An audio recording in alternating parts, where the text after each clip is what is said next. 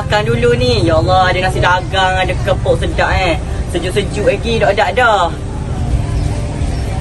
Weh, jom pergi makan. Jom.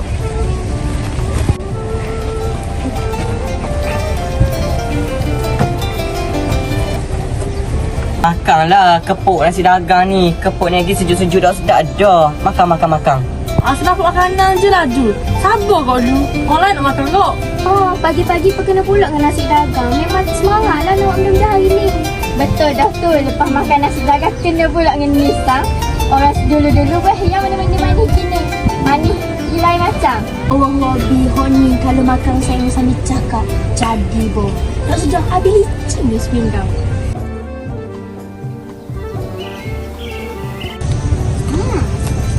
Assalamualaikum. Saya dengar korang bersembang tadi.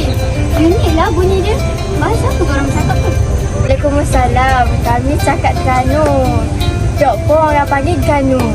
Lorat ni lah hok antara warisan hok kami. Bangga Sapal ni. Cara kita cakap, perkataan kita guna hari-hari tu pun warisan kita juga. Ganu ni gimana-mana je sekali buka mulut orang tahun lalu. Ganu rupanya.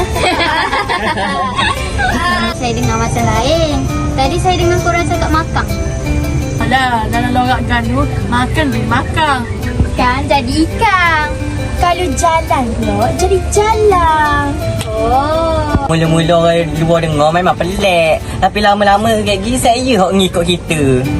Oh. Ada orang Ganu sama Ganu cakap laju. Orang luar tak takut apa nak saya cakap. Kenapa orang panggil?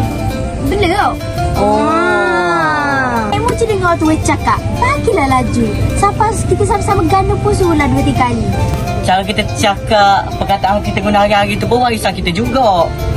Malaysia ni jadi lebih indah sebab ada bahasa, budaya dan dialek. Perbezaannya nak menyatukan kita semua. Jaga lorat, jaga budaya. Barulah ia terjaga. Jadi jangan malu cakap lorak kita. Tu kan asal-asal kita. Bahasa dan dialek ialah identiti bangsa.